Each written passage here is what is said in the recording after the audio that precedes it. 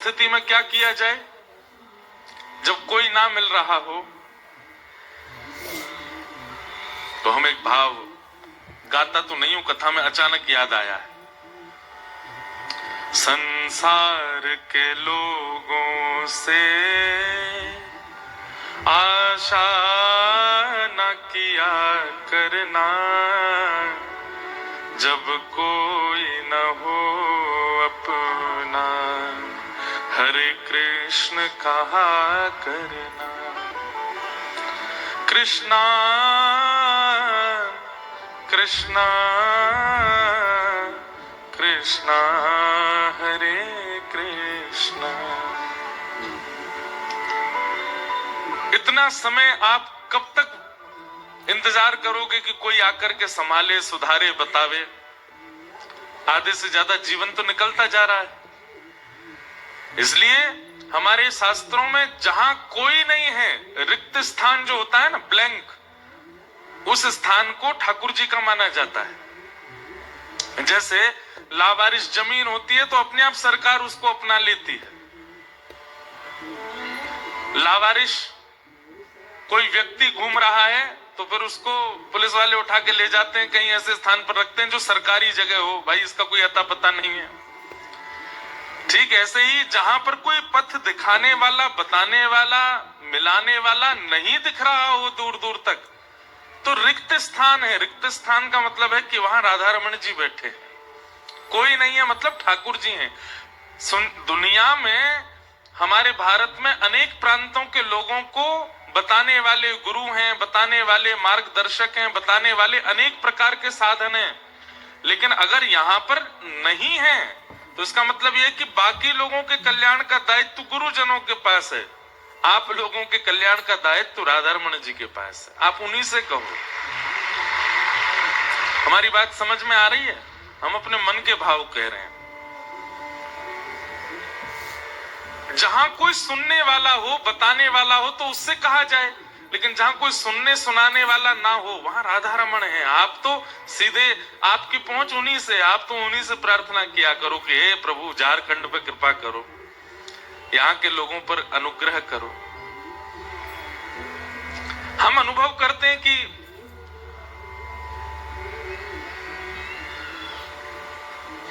वातावरण के रूप में बहुत सुंदर है झारखंड। कैसे सुंदर सुंदर वृक्षावली, कैसे सुंदर वन, कैसे सुंदर झरने, जलाशय, तालाब, जो भारत में अधिकतर लुप्त से हो गए, वो झारखंड में अभी भी हैं। प्राकृतिक ऊर्जा बहुत अच्छी है, पर प्रकृति का सौभाग्य भी तब होता है जब प्रकृति में कोई तप करने वाला आवे। बद्रीनाथ भी एक प्रकार का वन ही है, लेकिन उस बद्रीनाथ की महिमा क्यों हो गई? क्योंकि श्री वेदव्यास जी महाराज ने जाके वहां तप किया। हरिद्वार भी वन ही था, पर उसकी महिमा क्यों हो गई? ऋषियों ने जाके तप किया। तप माने कलयुग में तप भजन के रूप में परिवर्तित हो जाता है। झारखंड में वन्य प्रदेश है। अब यहाँ कोई भजन करने वाला हो, अब कोई यहाँ तप करने वाला हो, अब कोई ठाकुर जी को पुकारने वाला हो, तो हमें तो बहुत आनंद आया, बहुत सुख मिला। पहले एक बार हम, पता है, 2019 में भी आने वाले थे रांची, लेकिन किसी कारण से वो कथा उस समय स्थगित हो गई, तो तब नहीं आए, और फिर अब आना हुआ, और अब आते रहेंगे बार बार। जब जब अवसर मिलेगा, जब जब संयोग मिलेगा, तब तक आते रहेंगे। कुछ कुछ स्थान ऐसे हैं कथाओं के, वो हमें बहुत अच्छे लगे। हमें लगा कि यहाँ सुनाना सार्थक होगा, हम न्याय दे पाएंगे व्यासपीठ को। तो वैसे तो सप्ताह कथा का अब क्रम हमसे बहुत मुश्किल से ही संभव हो पाता है, क्योंकि कथा बहुत होती है, समय बहुत कम होता है, हम भागदौड़ में रहते हैं। इसलिए अब हमने कहीं कहीं एक एक दो दो विषयों पे ही बोलना ऐसा मन बना रहे हैं कि बस उन्हीं पर ही चर्चा करें। तो अगली बार कभी आएंगे रांची तो फिर किसी एक विषय को लेकर के आएंगे, एक दो विषयों को ही केंद्र में रख के उसी पर ही चर्चा करेंगे। लगभग जहां भी हमको प्रिय लगता है ना कथा कहना, वहां हम ऐसी घोषणा ही करते हैं, अगली बार यहाँ कुछ विषय पर ही चर्चा करेंगे। कथा आज पंचम दिवस, कल षष्ठम दिवस, परसों सप्तम दिवस। ये बोनस है आप लोगों के लिए कि यहाँ 8 दिन की कथा है, यहाँ अष्टम दिवस भी आएगा, लेकिन 8वें दिन आप लोगों को सुबह 5 बजे उठना पड़ेगा। आपको पता हम एक कथा करते हैं, उसका नाम है अकिंचन कथा। अभी तो भीड़ इतनी होने लग गई सब जगह कि हम अकिंचन कथा कर ही नहीं पा रहे हैं, क्योंकि अकिंचन कथा का तो रूप ऐसा होता है, उसमें माइक नहीं होता, उसमें पंडाल नहीं होता, उसमें व्यास मंच नहीं होता, खुले में बैठते हैं कहीं जंगल में, नदी किनारे, पहाड़ों पर, समुद्र के तट पर। गिने चुने लोग 10-5 लोग आते हैं, कथा सुनते हैं, और ब्रह्म मुहूर्त 4, 4:30, 5 बजे कथा प्रारंभ होती है, 2-2.5 घंटे सूर्य उदय तक। उस कथा का ऐसा है कि प्रारंभिक भागवत जी की आरती चंद्रमा करेंगे और विश्राम आरती सूर्य नारायण करेंगे। तो ब्रह्म मुहूर्त में वो कथा होती है। तो ब्रह्म मुहूर्त तो नहीं है, लेकिन हाँ प्रातः काल मुहूर्त में यहाँ कथा का प्रारंभ होगा। और एक लोभ और है अंतिम दिन का, वो ये है कि विश्राम दिवस जिस दिन कथा का है उस दिन यहाँ होली महोत्सव होगा, ठाकुर जी होली खेलेंगे। हमको थोड़ा सा अटपटा ऐसा लगता है मन में कि इतने सारे वैष्णव आते हैं, कईयों की मिलने की बहुत इच्छा होती, पर अब हम मिल नहीं पाते, इसलिए हमने एक दिन मिलने का क्रम रखा। पर फिर भी यहाँ से आते हैं, जाते हैं, आप सब प्रणाम करते हैं, सुंदर सुंदर भाव कहते हैं, हम जल्दी में निकल जाते हैं। तो उसमें सुरक्षा आप लोगों की है। क्यों? क्योंकि अगर उधर आना मेरा हो गया तो हमको तो ज्यादा से ज्यादा 2-4 लोग कपड़ा वपड़ा फट जाएंगे, और क्या है। लेकिन आप पर कोई गिर गिरा गया, छोटे छोटे बच्चे कहीं बेचारे भगदड़ में कहीं लोगों के बीच में आ गए तो दिक्कत हो जाएगी, इसलिए हम दूर से प्रणाम करके निकल जाते हैं। बाकी हमको कोई सेलिब्रिटी बनने में बिल्कुल भी अच्छा नहीं लगता, मन में क्षोभ ही होता है। लेकिन अंतिम दिन हमने ऐसा कुछ प्रयास करेंगे कि हम आप सबके बीच आवें, और थोड़ी आएंगे सुरक्षा में ही आएंगे, ऐसे ही कि भगदड़ नहीं हो, वो उसकी व्यवस्था बनाएंगे। और फिर थोड़ी होली के कुछ पद गाएंगे, फूलों की होली करेंगे, रंग वाली नहीं करेंगे, क्योंकि हमको फिर फ्लाइट पकड़नी है। पता चली एयरपोर्ट वाले अंदर ही नहीं, अंदर कौन भूत आ गया। क्योंकि आप लोग तो रंग उड़ाओगे, हमारे संग वाले तो मौका ढूंढते हैं महाराज जी को कब दबाएं, और ये सब हमको भूतरा बना देंगे। इसलिए फूलों की होली करेंगे, बढ़िया खूब प्रेम से आप लोगों की होली शुरू करके फिर हम प्रस्थान कर जाएंगे। तो इसलिए 22 तारीख को 8वें दिन की कथा सुबह जल्दी होगी, 7 बजे से आप सब लोग समय से आ जाइएगा, ताकि समय से कथा का थोड़ा देर प्रवचन, होली उत्सव करके फिर हम यहाँ से आगे प्रस्थान कर जाएं खूब आनंद के साथ। कल नंदोत्सव हुआ कथा में, और कल नंदोत्सव के रूप में यहाँ पर सब लोग नाच रहे थे, गा रहे थे, आनंद मना रहे थे, खूब बधाइयां लुटाई जा रही थी मंच से। कल नंदोत्सव के उपलक्ष्य में हमने अपने जीवन में पहली बार एक नया काम किया। व्यास मंच से उतरते ही गए और जाकर के रक्तदान किया। जितना 28 वर्ष में जो जो रक्त बना भीतर, और भैया देखो इतना भजन तो हम नहीं करते, पर कथा तो हम सुनाते हैं ना, तो कहीं ना कहीं उस रक्त में कुछ कुछ बिंदु तो श्री ठाकुर जी के नाम के हैं, लाल जी की सेवा के हैं। तो हमने सोचा अब क्या करें, तो हमारी तरफ से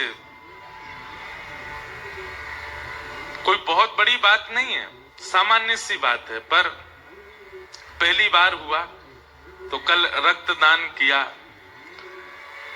बंधुओं देखिए, व्यक्ति को कुछ ना कुछ संसार को, समाज को, प्राकृतिक और सामाजिक सेवा में कुछ ना कुछ देते रहना चाहिए। वैसे तो शास्त्रीय आज्ञा है कि सबसे बड़ा दान है ज्ञान का दान, क्योंकि ज्ञान का दान जब आप करते हैं तो सामने वाला व्यक्ति उससे सुधरता ही है, संभलता ही है, संवरता ही है।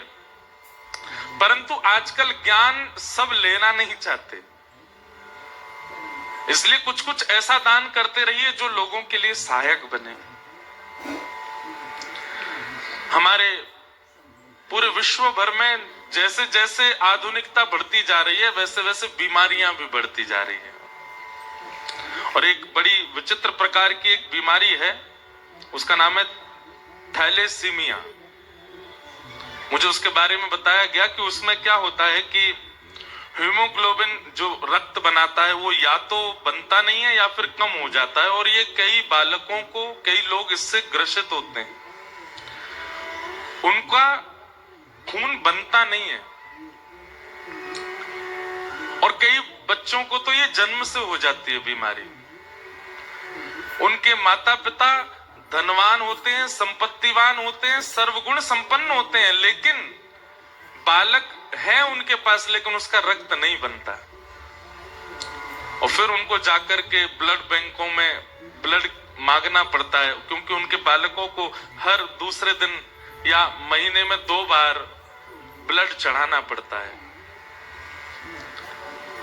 कई माता पिता अपने बालकों को खो देते हैं इस कारण से, क्योंकि उनके लिए पर्याप्त रक्त नहीं मिल पाता था, लेकिन रक्त नहीं था।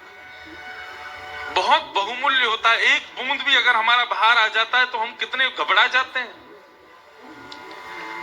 लेकिन हम लोग खा रहे हैं, पी रहे हैं, आनंद कर रहे हैं, ठाकुर जी के उत्सव मना रहे हैं, कथा सुना रहे हैं, कथा सुन रहे हैं। ठाकुर जी की बड़ी कृपा है कि हम स्वस्थ हैं। हमारी मानसिकता, हमारे बौद्धिक भाव, हमारा लिवर, हार्ट, किडनी सब कुछ बिल्कुल स्वस्थ है।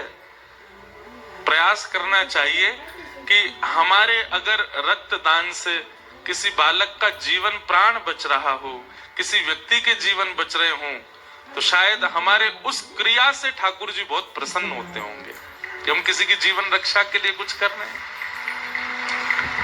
और हम तो, हमारे जो व्यवस्था कर्मी हैं, सब हमारी जो कार्यकर्ता हैं, भाई बंधु, जो सब कथाओं का क्रम देखते हैं आगे भी, हम तो आज उनसे भी कहना चाहते हैं व्यास मंच से कि जहां कहीं भी कथाएं होती हैं, इतने बड़े बड़े पंडाल लगते हैं, इतनी बड़ी बड़ी व्यवस्थाएं होती हैं, वहां के यजमान और कथा कराने वालों से पहले ही कह दिया जाए कि लोकल क्लिनिक या हॉस्पिटल के लोग एक वहां पर रक्तदान का शिविर हर कथा में लगाएं। और अगर हमारे श्रोता इच्छुक हों,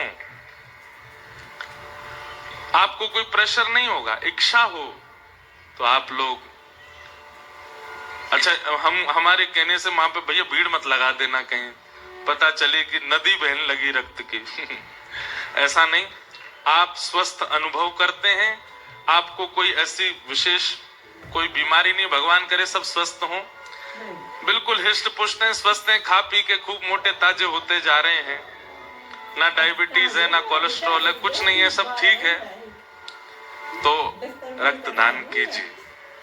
किसी बालक को शायद बहुत आवश्यकता है, किसी व्यक्ति को बहुत आवश्यकता है, शायद आपका रक्त उसको पहुंचे, वो भी स्वस्थ होकर के वो भी कथा में आएगा, वो भी वृंदावन जाएगा, वो भी प्रिया प्रियतम की नित्य लीलाएं सुनेगा, वो भी माथे पर चंदन लगा करके वृंदावन की गलियों में घूमेगा, अगर स्वस्थ हो जाएगा तो।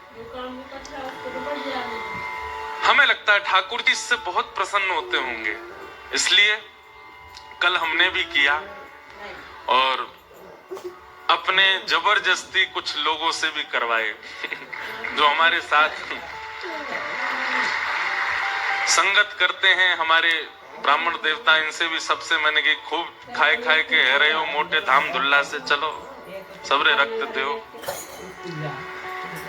जिनको कोई बीमारी नहीं थी उनकी बीमारियां दिखने लगी कल। महाराज जी हम कैसे थे, हमको तो कोलेस्ट्रॉल है। ऐसा नहीं, पर देखिए एक बात सुनिएगा हमारी, दान चाहे धन का कीजिए, चाहे अन्न का कीजिए, चाहे वस्त्र का कीजिए, चाहे रक्त का कीजिए, सौभाग्य से कीजिएगा। कैसे कीजिएगा? सौभाग्य से, चिंता में आके नहीं, विचलित होकर के नहीं, परेशान होकर के नहीं, सौभाग्य से कीजिएगा। ये सौभाग्य है हमारा। इसलिए हमारी इस कथा, श्रीमद् भागवत कथा समिति झारखंड, जिनके द्वारा ये पूरी कथा नियोजित हुई, उन्होंने यहाँ ये शिविर लगाया।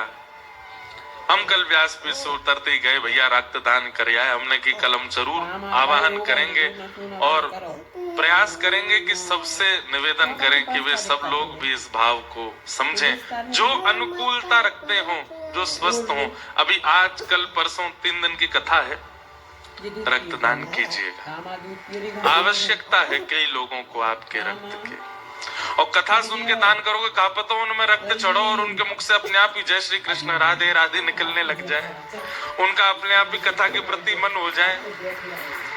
आप 22 तारीख के बाद करोगे तो उनको केवल रक्त मिलेगा, लेकिन 22 तारीख के पहले कर जाओगे तो निश्चित है कि कृष्ण भक्ति भी मिल जाएगी। आपके रक्त में थोड़ा तो कुछ भाव होगा ना। बोलो वृंदावन बिहारी लाल की। और डॉक्टर से पूछेंगे भाई कब कब कर सकते हैं, तब हम तो भैया कृष्ण जन्म जिस दिन कथा में हुआ करेगा, हम तो रक्तदान कर ही दिया करेंगे। हर कथा में या हर दूसरी तीसरी चौथी, हर महीने की एक कथा, महीने की एक कथा है, इतना खून तो रहने दो, कथा भी तो सुनानी है मोए। हर कथा में दिन लगे तो हो गया काम। हमारे एक पंडित जी हैं, उन्होंने रक्तदान किया, रात में 4 गिलास तो दूध पिया उन्होंने, सुबह उठ करके पनीर उड़ाने लगे, और महाराज 2 आदमी पकड़ के चल रहा हूं। मैंने क्या हो गया? मुझे रक्तदान किया। मैं जय हो। तो सब तो ब्रजवासी आनंद करते हैं, उत्सव मनाते हैं। तो भैया ऐसे कुछ सामाजिक कार्य, और ये सामाजिक कार्य नहीं है, ये तो बहुत बड़ा आध्यात्मिक कार्य है कि आप किसी के जीवन प्राण बचाने के लिए रक्तदान करो। तो कल हमने नंदोत्सव की बधाई के रूप में रक्तदान किया। ऐसी सुंदर बधाई बताओ और क्या होगी? अच्छा है। नंदस्त्वात्मज उत्पन्ने जाता लादो महामना, आहूय विप्रान वेद ज्ञान स्नातः सुचिरलंकृत, किवाचयित्वा स्वस्तयनं जातकर्मात्मजस्य वै, कारयामास विधिवत् पितृदेवार्चनं तथा। नंद जी के घर लाला भयो है, और सब ब्रजवासी, इनको जैसे ही पता चली कि नंद बाबा के लाला भयो है, सब इतने आनंद में भर गए। नंद बाबा ने कहा क्यों? बोले सबसे पहले वेदज्ञ ब्राह्मणों को बुलाया। अभी तक लाला को मुख नहीं देखो नंद बाबा ने। जैसे ही नंदा सुनंदा ने जाके बताई, बोले बाबा तुम्हारे घर नीलमणि जैसो लाला भयो है। नंद बाबा सबसे पहले ब्राह्मणों के पास गए, और ब्राह्मण ते जाए करके बोले अरे भैया आप सबन को आशीर्वाद भयो, आप सबन के आशीर्वाद सो घर में लाला भयो है। मैंने अभी वह को मुख नहीं देखो, पहले आप सब लोग चलो, आप सब जाए करके लाला को आशीर्वाद दोगे, वाक्य बाद वह को मुख देखूंगा। कैसी संत भक्ति, कैसी वैष्णव भक्ति है नंद बाबा के जीवन में। बंधुओं ऐसे ही नहीं ठाकुर जी आ गए नंद बाबा के यहाँ। ठाकुर जी ने जन्म लियो देवकी वसुदेव के यहाँ, लेकिन जन्म लेते ही आ गए नंद बाबा के यहाँ। क्यों? नंद बाबा ने कछु तो कियो होगो। वैष्णव भक्ति, ब्राह्मण भक्ति और भक्त भक्ति, भक्त के प्रति भी भक्ति होनी चाहिए। और एक बात हम आपसे एक बात कहें, बहुत ध्यान से सुनिएगा। ठाकुर जी के प्रति आपका भाव होना चाहिए, भक्ति होनी चाहिए, पर ठाकुर जी के जो भक्त हैं वो यदि आपके सामने खड़े हो जाए, उनके प्रति तो अनन्य भक्ति होनी चाहिए। कल हमने वृत्रासुर की कथा सुनाई थी ना। वृत्रासुर क्या कहता है, मुझे आपका दास नहीं बनना, दासानुदासो भवतास्म भूयः, आपके जो दास हैं उनका मुझे दास बनना है। ठाकुर जी खिलखिला के हंस गए इस बात पर। वाह वृत्रासुर, मेरी भक्ति नहीं, मेरे भक्तों की भक्ति। बंधुओं, रांची में आप कभी चलते हैं और चलते फिरते ही आपको कोई तिलकधारी दिख जाए, किसी के गले में कंठी माला पहनी हुई हो, आप उसको जानते नहीं, कोई परिचय नहीं आपका, फिर भी एक बार तो पास जाके राधे राधे या जय श्री कृष्ण कुछ बोलना जरूर। आपको ऐसा अनुभव होगा कि ना जाने कितनी सकारात्मक ऊर्जा उससे आपके अंदर आ गई। भले ही सामने वाला व्यक्ति थोड़ा ईगो वाला भी हो, नहीं बोले आपसे, फिर भी उसकी कंठी और उसके तिलक को देख के, उसके वैष्णव रूप को देख करके उसको एक बार जय श्री कृष्ण तो कहना। इससे क्या होता है पता है, हमारे कई वैष्णव अपराध होते हैं जिन अपराधों के कारण भक्ति में कटौती होती चली जाती है। जैसे आप पहले अपने ठाकुर जी की बहुत सेवा करते थे, बहुत प्रेम से भोग लगाते थे, कथा खूब सुनते थे, लेकिन अब धीरे धीरे आपका मन उचटने लगा है, अब ज्यादा सेवा में रुचि नहीं बनती, अब कथा सुनने में ज्यादा, ये आपका मन उचट नहीं रहा है, ये आपने कोई वैष्णव अपराध कर रखा है, उस वजह से हो रहा है। एक वैष्णव अपराध के आप भागीदार बन चुके हैं, इसलिए ठाकुर जी आपको दूर कर रहे हैं, आप दूर नहीं हो रहे हो। बंधुओं, एक देखिए भक्ति का स्वरूप कैसा होना चाहिए। आज जितनी है कल आज से 1 पॉइंट ज्यादा होनी चाहिए, कल जितनी है कल से परसों 1 पॉइंट और ज्यादा होनी चाहिए, वर्धमान होनी चाहिए, घटनी नहीं चाहिए। अगर भक्ति में घटाव हो रहा है, भक्ति कम हो रही है, इसका मतलब आप कोई अपराध कर चुके हैं। आपको ऐसा लगता है कि मैंने बहुत कर लिया, अब मेरा मन नहीं होता, नहीं, आपका मन इसलिए नहीं हो रहा क्योंकि ठाकुर जी का आपसे मन उचट गया है, और ठाकुर जी का मन तभी उचटता है जब कोई वैष्णव अपराध कर देता है। कथा सुनते सुनते आपने वैष्णव अपराध कर दिया, क्या किसी अन्य श्रोता को देख करके आपने मन में भाव रख लिया, इससे अच्छा श्रोता तो मैं हूं, ये तो ऐसा ही है, ये हो गया वैष्णव अपराध। किसी के ठाकुर जी की सेवा देख करके, किसी के भाव देख करके, ठीक है, अगर कुछ अनुचित कर रहा है तो उसको बहुत प्रेम पूर्वक समझाना, ये आपका दायित्व है। कोई ठाकुर जी की सेवा ठीक से नहीं करता, या नाम जब गलत कर रहा है, या कुछ कथा में, जैसे कई लोग होते हैं ना कथा में भी फोन चलाते रहते, नीचे बैठे बैठे रील देख रहे हैं बैठे बैठे, तो आपका इतना दायित्व तो होता है कि आप उसको बहुत विनम्रता पूर्वक प्रेम पूर्वक कहो, भैया सुनो, बुरा नहीं मानो, एक बात कहूं? बोले हाँ कहो। आप कथा में बैठे हो, फोन नहीं चलाओ ना, बस इतना। और मैंने तो और ज्यादा स्ट्रेट बोल दिया, आप और ज्यादा विनम्र हो करके, जितनी ज्यादा विनम्रता से बोलोगे, मतलब उसको कहीं भी क्षोभ ना हो जाए, क्योंकि बैठा है कथा में तो है तो वैष्णवी। वैष्णव अपराध बहुत सूक्ष्म होता है, नेक नेक में ही लग जाता है, और उस वैष्णव अपराध के कारण क्या होता है, ठाकुर जी से कहीं ना कहीं हमारा मन दूर होने लग जाता है। इसलिए बहुत विनम्र स्वभाव रखिए अपना। हम कई बार कथाओं में जाते हैं ना, तो यहाँ तो बहुत अच्छी व्यवस्था है, नहीं तो कई जगह तो मंच से नीचे ही महाराज इतने लोग होते हैं कि अब कैसे जाएं गाड़ी तक, तो साथ वाले सब धक्का देते हैं, तो उनसे भी मैं कहता हूं भैया तुमको बहुत बड़ा अपराध लगेगा, ये सब वैष्णव हैं। बहुत विनम्रता पूर्वक, बहुत आदर पूर्वक, बहुत सम्मान पूर्वक, उनको बुरा ना लगे, उनके चित्त में कष्ट ना हो, बड़े प्रेम से उनको पीछे करते जाओ। अच्छा, विनम्रता आपके सोचने से नहीं आएगी आपके अंदर, आप जितना अधिक सत्संग बढ़ाते जाएंगे अपने जीवन में, उतने विनम्र होते चले जाओगे।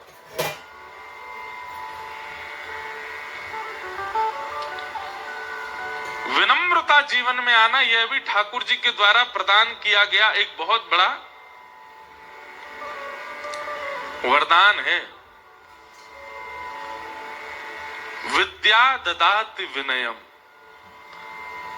विनम्रता कैसे आती है? जो विद्यावान होता है, जो ज्ञानवान होता है, उसमें विनम्रता होगी। और क्षमा कीजिएगा, कोई ज्ञानवान दिख रहा है और उसके अंदर विनम्रता नहीं है, वो डाउन टू अर्थ नहीं है, तो इसका मतलब उसका ज्ञान खोखला है। रावण बहुत बड़ा ज्ञानी था, कई बड़े बड़े ज्ञानी उसके सामने परास्त हो जाते थे, पर रावण का ज्ञान विनम्र नहीं था। इसलिए भक्ति बाद में, यज्ञ बाद में, नाम जप बाद में, परिक्रमा बाद में, एकादशी बाद में, सबसे पहले भक्ति से मिलने वाला वरदान आपके चित्त में आना चाहिए, वह है विनम्रता।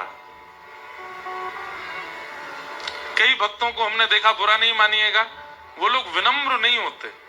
भक्ति तो उनके चित्त में आ जाती है, पर बिल्कुल विनम्रता नहीं होती, बल्कि और ज्यादा अभिमान आ जाता है उनके चित्त। नंद बाबा के यहाँ लाल जी पधारे हैं, उसमें सबसे बड़ा कारण है कि नंद बाबा बहुत विनम्र है। 80 बरस बाद कोई के घर लाला होवे और वो पिताजी अपने लाला को मुख न देखें, वहां से पहले जा रहे हैं कहां? ब्राह्मणन के पास जा रहे हैं, संतन के पास जा रहे हैं, वैष्णवन के पास जा रहे हैं, हाथ जोड़ जोड़ के विनती कर रहे हैं, आप सबन की कृपा से मेरे घर लाला भयो, आप सब चलो जाकर के पहले लाला को आशीर्वाद दो, तब वहां को मुख देखूंगो। कितने विनम्र है नंद बाबा। और नंद बाबा की दूसरी विनम्रता क्या? हाथी दीने, घोड़ा दीने और दीनी पालकी, बालकन को लाडू पेड़ा, बूढ़िन कुलाप से। एक बात बोले, कई बार ऐसा होता है कथा में भी, बुरा नहीं मानिएगा, हम लोग कहीं ना कहीं व्यक्ति योग्यता और अयोग्यता देख करके उसको सामान देते हैं। कई बार हमारे घर कोई ऐसे व्यक्ति आ जाते हैं, उनको हम 2500 का लिफाफा बना के देंगे, 2000 का लिफाफा देंगे। और कई बार कोई ऐसे व्यक्ति आ जाते हैं जो सामान्य से हैं, तो उनको अगर 2000 का दे रहे हो तो बड़े लोग तो है इसको 2000 क्या दे, 500 ही दे दो इसको, बस इतना ही का ही है। बहुत विचित्र लगता है ये स्वभाव, पर ये है, ये हमारे यहाँ क्या पूरे विश्व का ये स्वभाव है। एक समता नहीं होती। कई लोग इस पर विवाद करते हैं, वीआईपी हैं, ये तो वीवीआईपी है, उनके लिए इतना ऐसा है, हमारे लिए ऐसा ऐसा, ये सब कहते लोग हैं। पर नंद बाबा जैसे ही लाला भयो तो महाराज अटारी पे जाके खड़े है गए और अपने सब सेवक अंशों कह दी कि भैया जो जो तहखाने में दर हो सब लेके आओ। ऐसी ऐसी मणियां जो एक घर में चली जाए तो उस घर में महाराज सोने के भंडार प्रकट हो जाएं। ऐसी ऐसी मणियों को भी नंद बाबा ये विचार नहीं कर रहे किसको देनी चाहिए किसको नहीं, बस लुटा रहे हैं, जिसके हाथ पड़ जाए उसकी है। कृष्ण भक्त के अंदर ये लक्षण आ जाएगा, वो ऊंच नीच, बड़ा छोटा, वीआईपी वीवीआईपी, सामान्य, ये सब स्थिति नहीं, वो सबके प्रति सम हो जाएगा। ठाकुर जी आपके चित्त में आएंगे तो आप भेदभाव नहीं करोगे। सबसे ज्यादा इस विषय में हमको सुनना पड़ता है। हमको लोग बहुत बोलते हैं, बोला आप तो वीवीआईपीओ से मिलते हो हैं, सब बड़े बड़े नेता राजनेता उनसे मिलते हो। नहीं, वो बात अलग है कि भाई अब क्या करें कि अब जिस प्रांत में जाते हैं, जिस नगर में जाते हैं, जिस जगह जाते हैं, वहां के लोग जो जिनका अधिकार है वहां, वो उनके अधिकार से ही हम वहां गए हैं, तो उनसे फिर मिलना पड़ता है। लेकिन हमारी दृष्टि में समत्व है। और ये कोई अपनी प्रशंसा नहीं, ये हम आपसे कह रहे हैं कि कृष्ण भक्ति चित्त में आएगी तो विनम्रता लेकर के आएगी, कृष्ण भक्ति चित्त में आएगी तो समता लेकर के आएगी। विनम्रता और समता ये दोनों अगर आपके चित्त में नहीं है तो आप अभी और भजन बढ़ाइए अपना। ठाकुर जी जीवन में आएंगे तो दूसरी स्थिति क्या आएगी? समता। समता मतलब आपके लिए सब समान हो जाएंगे। नंद बाबा की स्थिति ऐसी है गई है महाराज, बड़े बड़े राजा, बड़े बड़े पंच गांव के आ रहे हैं, उनको तो नंद बाबा दही भर भर के हंडी दे रहे हैं। और कोई बाहर झाड़ू लगावे वालों या झाड़ू लगावे वाली मेहतरानी आ जाए तो वाकू नंद बाबा निकार करके नवलखा के हार पहना रहे हैं। कोई ऊंच नीच की भावना नहीं। यही तो है कृष्ण जन्म, सब समान है। आहा, खूब आनंद के साथ उत्सव मना रहे हैं, सब ब्रजवासी नाच रहे हैं, गा रहे हैं, आनंदोत्सव कर रहे हैं। ठाकुर जी को जन्म भयो है। हे जुग जुग जीवेरी यशोदा मैया तेरो ललना, जुग जुग जीवेरी यशोदा मैया तेरो ललना, अरे जुग जुग जीवेरी यशोदा मैया तेरो ललना, जुग जुग जीवेरी यशोदा मैया तेरो ललना, अरे हाँ तेरो ललना नंद रानी तेरो ललना, तेरो ललना नंद रानी तेरो ललना, ओ तेरो ललना महारानी तेरो ललना, तेरो ललना महारानी तेरो ललना, अरे जुग जुग जीवेरी यशोदा मैया तेरो ललना, जुग जीवेरी यशोदा मैया तेरो ललना, अरे जुग जुग जीवेरी नंद रानी मैया तेरो ललना, जीवेरी यशोदा मैया बोल नंद के लाला की।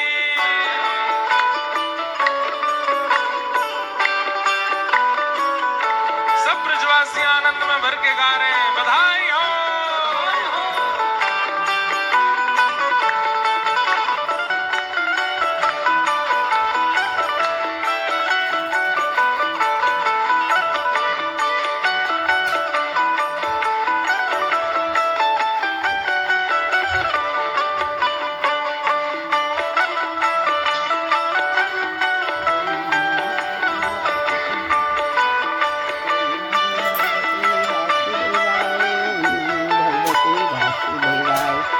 हे बड़े भागते यशोदा मैया ऐसो सुत तने जायो, बड़े भागते यशोदा मैया ऐसो सुत तने जायो, हे बड़े भागते यशोदा मैया ऐसो सुत तने जायो,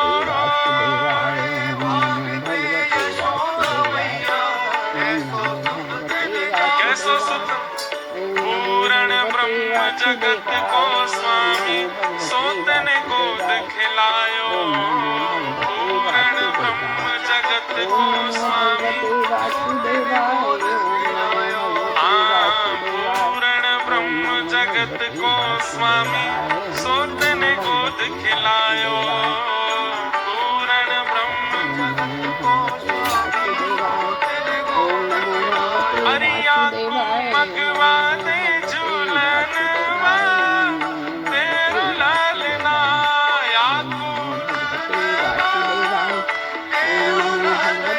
हे जुग जुग जीवेरी यशोदा मैया तेरो ललना,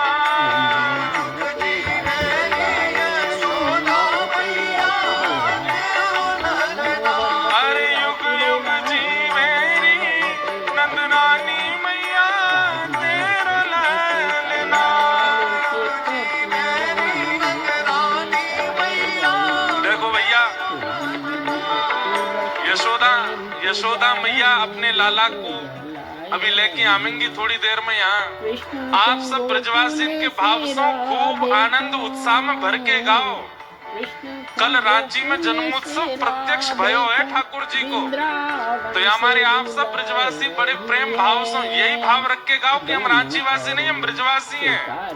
और वह भाव से या कथा में कल जो प्रगटे श्री ठाकुर जी हैं उनके लिए गाओ। जुग जुग जीवेरी यशोदा मैया तेरा ललना,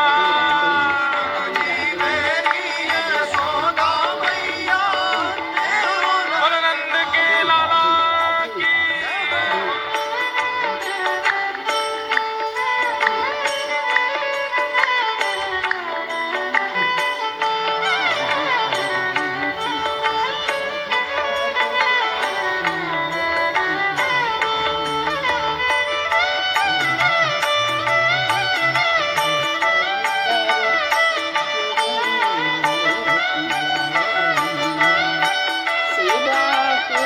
वर नंद के लाला की सेवा को नित निमारो गोरी भैनी के संग ढले तक स्नान हे धन्य घड़ी जब हो यशोदा मैया कह के बोले धन्य घड़ी जब हो यशोदा मैया कह के धन्य घड़ी जब हो यशोदा मैया कह के बोले नूपुर बांध दो चरणन में घुटमन घुटमन डोले नूपुर बांध दो चरणन में हाँ नूपुर बांध दो चरणन में घुटमन घुटमन डोले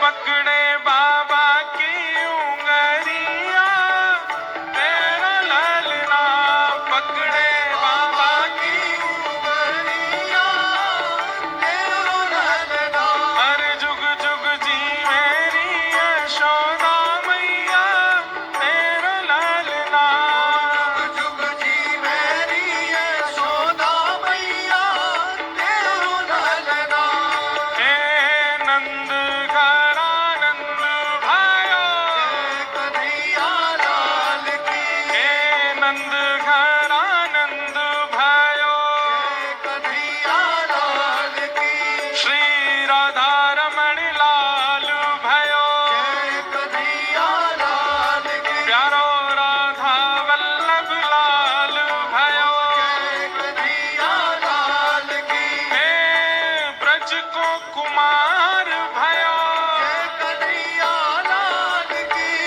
जग प्रतिपाल भयो कन्हैया लाल की हे नंद घरा नंद भयो कन्हैया लाल की हे नंद घरा नंद भयो कन्हैया लाल की हे यशोदा के लाला भयो कन्हैया लाल की श्री वृंदावन चंद भयो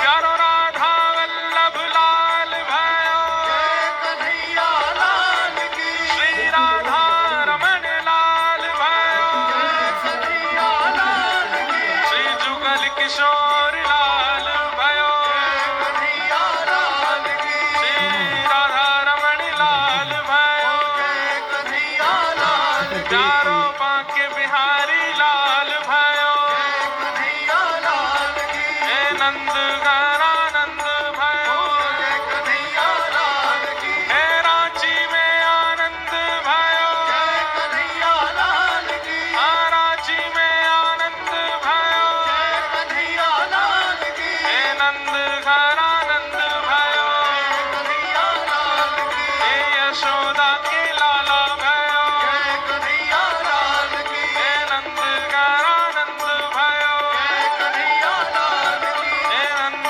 घरा नंद भयो कन्हैया लाल की हे जय कन्हैया लाल की कन्हैया लाल की जय बोलो गोपाल की जय बोलो गोपाल की जय कन्हैया लाल की जय कन्हैया लाल की हे जय बोलो गोपाल की जय बोलो गोपाल की हे नंद घरा नंद भयो कन्हैया लाल आनंद घरा नंद भयो कन्हैया लाल हे नंद घरा नंद भयो कन्हैया लाल हे यशोदा के लाला भयो कन्हैया लाल हे नंद घरा नंद भयो कन्हैया लाल हे नंद घरा नंद भयो कन्हैया लाल आनंद घरा नंद भयो कन्हैया लाल हे नंद घरा नंद भयो कन्हैया लाल जय जय श्री राम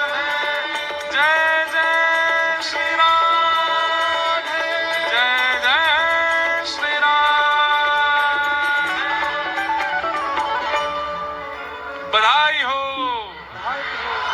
विराज जाओ सब लोग। सोचो हम सामान्य कलयुगी जीव जब ठाकुर जी का उत्सव मनाते हैं तो इतने आनंद में भर जाते हैं। जब ठाकुर जी वास्तव में प्रकट भय होंगे तब कितना आनंद भयो होगा, ब्रजवासी की स्थिति कैसी भई होगी। अच्छा, एक बात हमारे मन की सुनिए, सब लोग बैठ जाओ। ये आनंद उत्सव में ऐसा उल्लास प्रकट होना ये तभी संभव है जब ठाकुर जी सच में प्रकट हुए होंगे। आपको हमें अनुभव नहीं होता है, पर कभी कभी हो भी जाता है। ये कथा में जब नंदोत्सव का प्रसंग कहा जाता है तो उस समय निश्चित है कि ठाकुर जी प्रकट हुए हैं पंडाल में, इसीलिए इतना आनंद हो रहा है, इसीलिए इतना उत्साह बढ़ रहा है। बताओ, ऐसे वृद्ध वृद्ध माताएं कैसे उछल उछल करके नृत्य करती हैं। पीछे देखो कैसे बालक, उनको बस नहीं चल लो, नहीं तो हनुमान जी की तरह रेलिंग तोड़ तोड़ के आगे आ जाएं। कहां से आ जाती है इतनी ऊर्जा, कहां से आ जाता है इतना बल, कहां से आ जाता है इतनी शक्ति। ये शक्ति नहीं है, ये ऊर्जा नहीं है, ये बल नहीं है। संसारी भोज्य पदार्थों को पाने से आती है। ये आनंद का उत्साह, ये तो श्री कृष्ण के आने से ही आता है। ये तो ठाकुर जी आ गए पंडाल में, वो निश्चित यहीं बैठे हैं, इसीलिए आप सब इतने उत्साहित आनंदित हो रहे हो। ऐसे ही ठाकुर जी जब प्रकट हुए ब्रजमंडल में, पूरा ब्रज आनंद निमग्न हो गया। अवाद्यंत विचित्राणी वादित्राणी महोत्सवे, ऐसा सुंदर महोत्सव होने लगा। सब नाच रहे हैं, गा रहे हैं। 1 वर्ष कब निकल गया किसी को पता नहीं चला। 6 दिन के ठाकुर जी हुए, पूतना नाम की राक्षसी आई। इस राक्षसी ने अपना रूप बदला, अपने आप को बहुत सुंदर बनाया। अपने रूप, वस्त्र, गुण सब इतने योग्य बना लिए कि आदमी इनसे रीझने लग जाए। मानव का स्वभाव है कि वो सुंदरता पर बहुत जल्दी आकर्षित हो जाता है, और ठाकुर जी का स्वभाव है कि वो बाह्य सुंदरता बिल्कुल नहीं देखते। बहुत ध्यानपूर्वक सुनिए हमारी बात। ठाकुर जी का स्वभाव है कि वो बाह्य सुंदरता बाद में देखते हैं, सबसे अंत में। सबसे पहले हृदय की सुंदरता देखते हैं। और मानव का स्वभाव है, हृदय चाहे जैसा हो, बाहर से सुंदर है तो हम काम चला लेंगे। मानव का स्वभाव ऐसा है। लेकिन हम आपसे एक बात कहना चाहते हैं, रूप का सौंदर्य होना, वस्त्र का सौंदर्य होना, ये बहुत दिन तक भाता नहीं है, बहुत दिन तक आपको प्रिय लगेगा नहीं।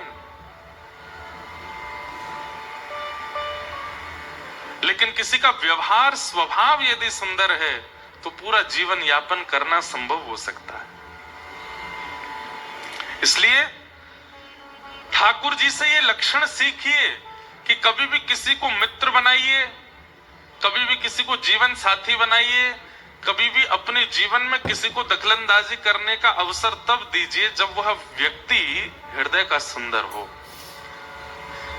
वैसे तो किसी को परखना नहीं चाहिए, पर हाँ, अपने जीवन में यदि किसी को आप लेकर के आ रहे हैं तो आपको थोड़ा परखिया बनना पड़ेगा उसके स्वभाव के प्रति, उसका स्वभाव जानिए।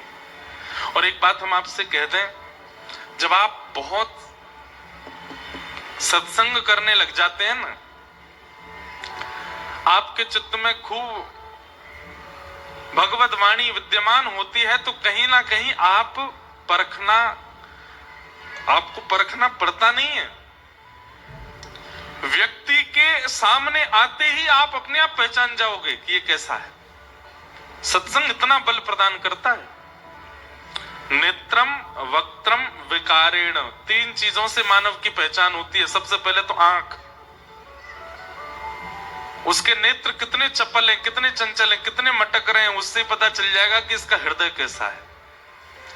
अगर नेत्रों में धीरता नहीं है, गंभीरता नहीं है, चतुराई है, चपलता है, आप उसके नेत्रों से पहचान जाओगे कि ये व्यक्ति कैसा है। सत्संगी होने के बाद और कहीं ऐसे करने मत लग जाना, आज रात में किसी की आंखें देख, तू बहुत बेटा चतुर लगता है मुझे, तेरे नेत्रों से पता चल रही है। नहीं, ये अपने आप होगा, स्वाभाविक होगा। जब आप सत्संग को बहुत समय, लंबे समय तक श्रवण करते रहेंगे, विद्वत जनों को, महत् पुरुषों को सुनते रहेंगे, अपने आप ऐसा हो जाएगा, सामने वाला व्यक्ति आपके सन्मुख आया, उसके नेत्र देखते ही आप पहचान जाओगे ये कैसा है। फिर दूसरी पहचान होगी वक्त्रम, उसकी वाणी से, कैसे शब्दों का प्रयोग करता है, कैसी भाषा का प्रयोग करता है, उठते बैठते चलते फिरते समय, खाते पीते समय कैसी भाषा का वो प्रयोग कर रहा है, उससे पता चल जाएगा वो कैसा है। और तीसरा उसका पता चलता है विकारेण, घर में बैठा है तो कैसे बैठता है, लेटता है तो कैसे लेटता है, पैर पे पैर धर के बैठना, ऐसे पड़ जाना, विचित्र विचित्र प्रकार हैं। हमारे कई आसन हैं, आसन भी बताते हैं कि हम आध्यात्मिक हैं कि नहीं। कई लोग कथा सुनते हैं, बहुत विचित्र विचित्र आसनों में बैठ करके कथा सुनते हैं। यहाँ जनों को, महत् पुरुषों को सुनते रहेंगे, अपने आप ऐसा हो जाएगा, सामने वाला व्यक्ति आपके सन्मुख आया, उसके नेत्र देखते ही आप पहचान जाओगे ये कैसा है। फिर दूसरी पहचान होगी वक्त्रम, उसकी वाणी से, कैसे शब्दों का प्रयोग करता है, कैसी भाषा का प्रयोग करता है, उठते बैठते चलते फिरते समय, खाते पीते समय कैसी भाषा का वो प्रयोग कर रहा है, उससे पता चल जाएगा वो कैसा है। और तीसरा उसका पता चलता है विकारेण, घर में बैठा है तो कैसे बैठता है, लेटता है तो कैसे लेटता है, पैर पे पैर धर के बैठना, ऐसे पड़ जाना, विचित्र विचित्र प्रकार हैं। हमारे कई आसन हैं, आसन भी बताते हैं कि हम आध्यात्मिक हैं कि नहीं। कई लोग कथा सुनते हैं, बहुत विचित्र विचित्र आसनों में बैठ करके कथा सुनते हैं। यहाँ तो अभी तक हमको नहीं दिखे, पर कई जगह तो पाम व्यासपीठ की तरफ भी पसार के ऐसे बैठ जाते हैं। बहुत ज्यादा आसनों को बदलना ये इस बात का द्योतक है कि आपका मन एकाग्र नहीं है। नहीं तो आप एक ही आसन में, हमारे तो कुर्ते की सरवट भी नहीं बिगड़ती 3 घंटा कथा करने के बाद। क्यों? नेत्रम वक्त्रम विकारेण, सत्संग क्या करता है, मन को एकाग्र करना सिखाता है, मन को स्थिर बनाता है। और मन जैसे स्थिर होता है, आप सर्वांगीण स्थिर होना प्रारंभ कर देते हैं। ये अस्थिरता, अस्थिरता आपके चित्त में क्यों है? क्योंकि मन स्थिर नहीं है। और मन स्थिर केवल सत्संग से होगा। आज बहुत बड़ा दिन है। आज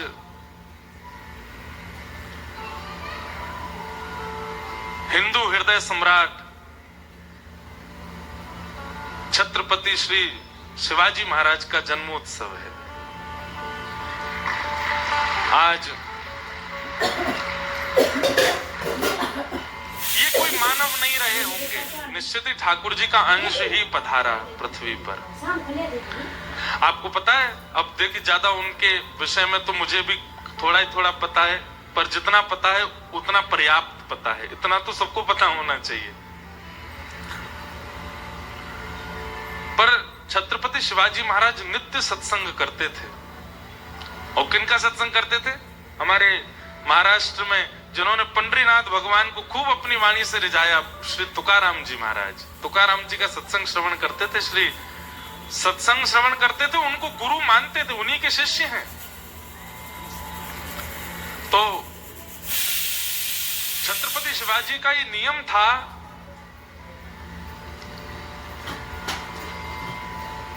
वे कहीं भी प्रवास पर होते थे तो एक व्यक्ति उन्होंने इसी के लिए बैठा रखा था कि बस ये देखते रहो श्री तुकाराम जी महाराज, संत श्री तुकाराम जी महाराज का इस समय सत्संग कहाँ चल रहा है, हमारे प्रवास से कितना दूर है, कितना समय लगेगा।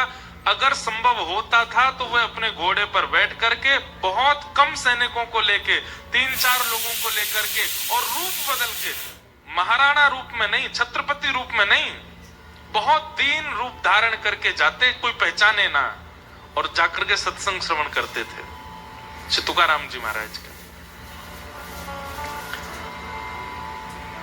एक बार मुगलों को पता चल गया कि छत्रपति शिवाजी सत्संग श्रवण करने जाते श्री तुकाराम जी महाराज का, और जब ये सत्संग श्रवण करने जाते हैं तो इनकी सेना इनके साथ नहीं होते, सैनिक नहीं होते, और ये अस्त्र शस्त्र छोड़ करके जाते हैं अपने कक्ष में। अच्छा बताओ, कोई इतना बड़ा व्यक्ति, इतना बड़ा राजा जिसके पीछे अनेकों मुगल पड़े थे, अनेकों शत्रु थे, वो अपने अस्त्र शस्त्र छोड़ करके क्यों जाता है? इसके पीछे क्या समझ में आता है आपको? विश्वास गुरु के प्रति, विश्वास सत्संग के प्रति। जहां हमें विश्वास की कटौती लगती है वहां हम शस्त्र रखते हैं, पर जहां हमें पूर्ण भरोसा वहां शस्त्र की आवश्यकता थोड़ी। तो एक बार मुगलों को पता चल गया कि शिवाजी महाराज जाते हैं और सत्संग करते हैं, कोई सेना नहीं रहती और इनके साथ अस्त्र शस्त्र। तुकाराम जी के सत्संग की सारी लिस्ट निकलवाओ और वहां हम जाकर के सत्संग के बीच में छत्रपति पर आक्रमण कर सकते हैं। तो एक बार तुकाराम जी का सत्संग चल रहा था, शिवाजी महाराज को पता चला तो अपनी सेना छोड़ करके, अपने वस्त्र बदल करके, अपने अस्त्र शस्त्र छोड़ करके बिल्कुल सामान्य सा रूप धारण करके पहुंच गए। और मुगल पहले ही वहां पर अपनी पूरी व्यवस्था कर चुके थे कि यहाँ छत्रपति आएंगे तो यहीं पर ही उनको बंदी बना लिया जाएगा और यहीं पर उनके साथ में जो हमें करना है कर देंगे। यही सबसे अच्छा अवसर है। शिवाजी महाराज जाकर के तुकाराम जी का सत्संग श्रवण करने लगे, नेत्र बंद करके बड़े ध्यानस्थ होकर के, एकाग्र होकर के सत्संग कर रहे थे। और तभी श्रोताओं का, सत्संगियों का रूप धारण करके वहां मुगलों ने प्रवेश किया, छुपा करके अस्त्र शस्त्र। जैसे ही सत्संग में प्रवेश किया तो वहां 100-200 जितने भी वैष्णव बैठे थे सब छत्रपति के रूप में प्रकट हो गए। अब मुगल ये पहचान नहीं पा रहे कि इनमें से असली छत्रपति कौन है, इनमें से असली शिवाजी कौन है। जिसको देखें वही शिवाजी के रूप में दिखाई देने लगा। महाराज मुगलों की बुद्धि घूमने लगी, चकराने लगा दिमाग, ये क्या हो गया? इतने सारे शिवाजी, 200 शिवाजी महाराज बैठे हैं भीतर। दौड़ करके गए और जाकर के मुगल शासक को कह दिया, बोले महाराज इससे बढ़िया तो युद्ध भूमि में ही लड़ लेंगे। क्यों? लाखों की सेना के बीच में छत्रपति अकेला दिखाई तो देता है, पर सत्संग में नहीं जाएंगे। बोले क्यों? बोले वहां तो सारे ही छत्रपति बन जाते हैं, वहां तो तुकाराम जी में भी छत्रपति शिवाजी की झलक सी दिखने लग जाती है, वहां नहीं जा सकते। शिवाजी महाराज खुलेआम सत्संग में जाते थे पर कभी कोई आक्रमण नहीं कर पाया उन पर। एक बार बताते हैं, एक बार फिर प्रयास किया किसी सत्संग में जाकर के आक्रमण करने का, तो मुगल सेना पूरी सत्संग सभा में घूम के आ गई। तुकाराम जी बैठ करके बढ़िया प्रवचन कर रहे हैं पर आगे एक भी व्यक्ति दिखाई नहीं दे रहा, पूरी सभा खाली। मुगल लोग भी बोले ये किसको प्रवचन सुना रहे, कोई बैठा तो है नहीं यहाँ पर ये सत्संग का प्रभाव था कि शिवाजी वहां बैठे थे पर अदृश्य हो गए। तो सत्संग जब आप बहुत संख्या में, बहुत समय सत्संग को देने लग जाते हैं ना, तो आप परखना नहीं पड़ता आपको, आपका स्वभाव ऐसा, आपका चित्त ऐसा हो जाता है कि सामने आके व्यक्ति आपके बैठा नहीं कि आपको उसके सारी डिटेल पता चल जाएगी, कैसा है, क्या खाता है, कहाँ रहता है। और संसारी व्यक्ति जब परखिया होता है ना तो दूसरे व्यक्ति की नीचता देख करके उससे घृणा करता है, पर सत्संगी व्यक्ति सामने वाले व्यक्ति को पहचान करके भी उससे घृणा नहीं करेगा। अगर आप गैर सत्संगी हो और आप किसी को परख लो तो आप उसके प्रति दो बातें बुरी भी बोलोगे, अरे राम राम ये तो खाता है, ये तो पीता है, ये तो ऐसा है, ये तो वैसा है, ये तो ऐसे स्वभाव वाला है। लेकिन सत्संगी परखिया जब बनोगे तो सामने वाले व्यक्ति के अवगुण पता लगने पर भी आप उससे घृणा नहीं करोगे। आपको लगेगा मैं अगर अपने बल से कुछ हो सके तो इसकी सहायता करूं, इसको थोड़ा सुधारने का प्रयास करूं, ऐसा व्यवहार। सत्संग एक प्रकार का निर्माण है, वो करता है मानव के चित्त का निर्माण, और वही निर्माण ठाकुर जी को प्रिय है। जिन भेषा मेरो सावेरो रीझे, हम गाएंगे नहीं, बस सुन लो 2 लाइन। मैं सो ही भेष धरूंगी हो मैं बैरागन हूंगी। इसी पद में मीराबाई कहती हैं, गुरु के ज्ञान रंगूं तन कपड़ा। गुरु के ज्ञान से अपने तन के अपने मन के कपड़े को रंगूंगी। गुरु के ज्ञान रंगूं तन कपड़ा। साधा भेष रहूंगी मीरा के प्रभु गिरधर नागर। मीरा के प्रभु गिरधर नागर। साधु संग करूंगी हो मैं तो साधु संग करूंगी हो मैं बैरागन हूंगी। मैं बैरागन। क्यों?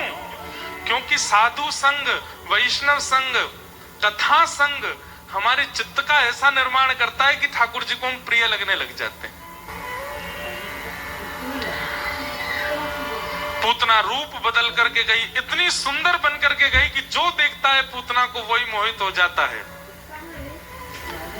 पर जैसे ही पूतना ने ठाकुर जी के पास प्रवेश किया तो भाई जिसको मोहित करना चाहिए था वही मोहित नहीं हुआ। बुरा नहीं मानिएगा, हमारा श्रृंगार, हमारा सजना, हमारा सवरना ये एक बाह्य भेष है, बाहर की बात नहीं हो रही है। पर हम कई बार अपनी बुद्धि का और मन का निर्माण भी ऐसा करते हैं कि संसार रीझे।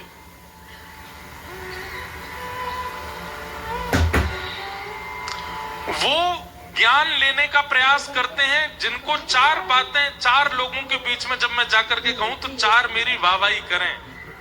ऐसा ज्ञान हम लेना चाहते हैं बुद्धि में।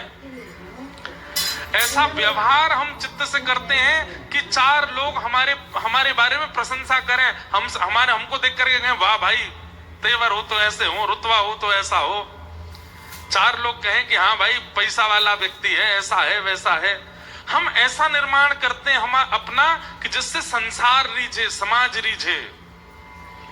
लेकिन एक बात याद रखिएगा, इस संसार का एक बहुत कटु स्वभाव है। वो आज आपसे रीझ रहा है, कल आपसे रीझेगा, इस बात की कोई गारंटी नहीं है। इस संसार का कटु सत्य है। आप कितना भी अपना निर्माण कर लीजिए दुनिया को रिझाने के लिए,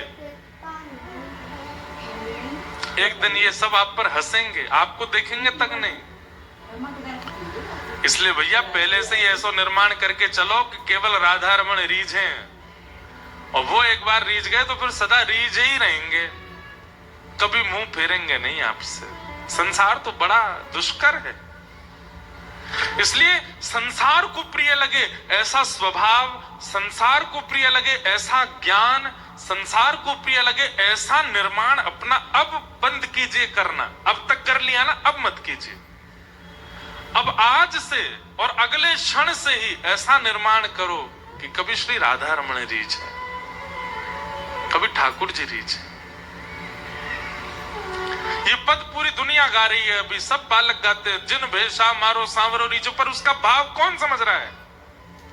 बनी है ऐसे कि राधा रमण रीझ है आपसे।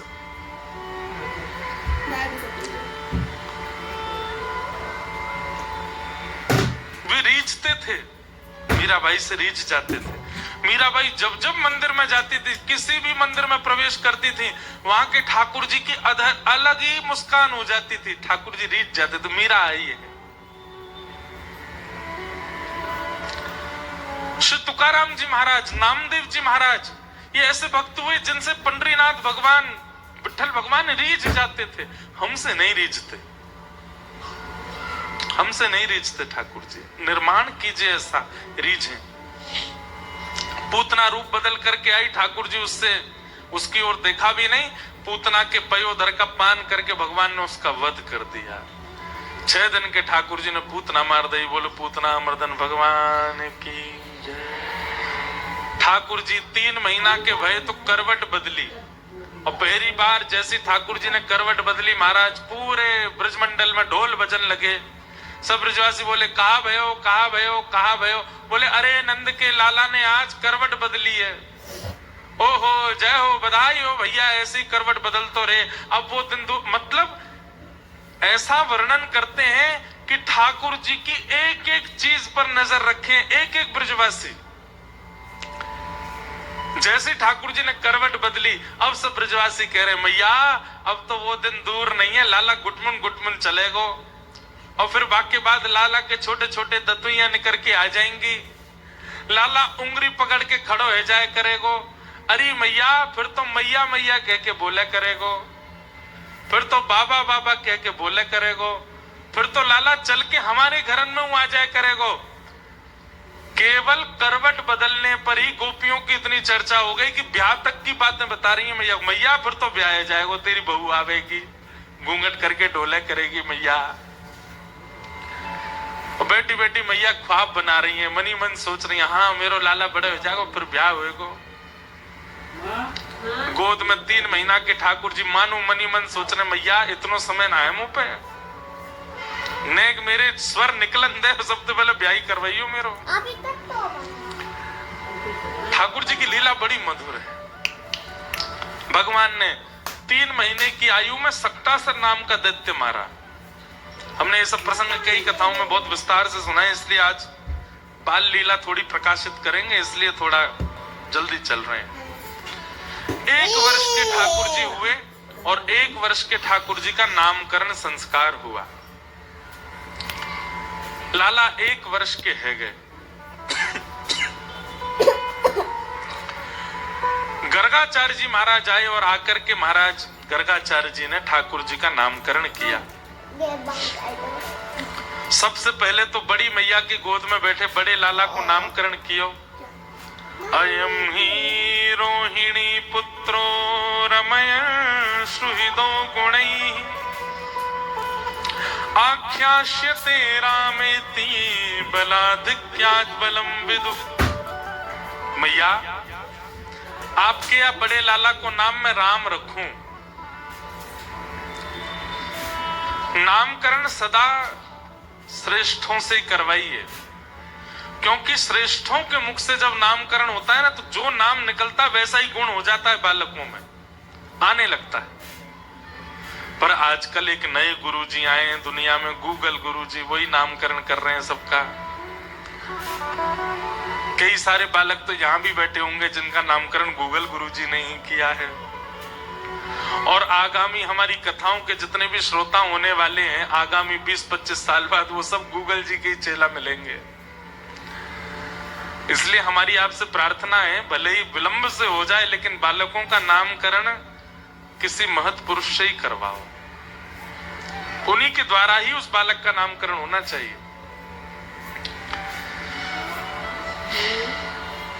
गर्गाचार्य जी महाराज ने कहा मैया आपके इस लाला का नाम मैं राम रखता हूं, पर बल की अधिकता बहुत होगी इसमें, ये बहुत बलवान होगा बड़े होकर के, इसलिए लोग इसको बलराम कह करके पुकारेंगे।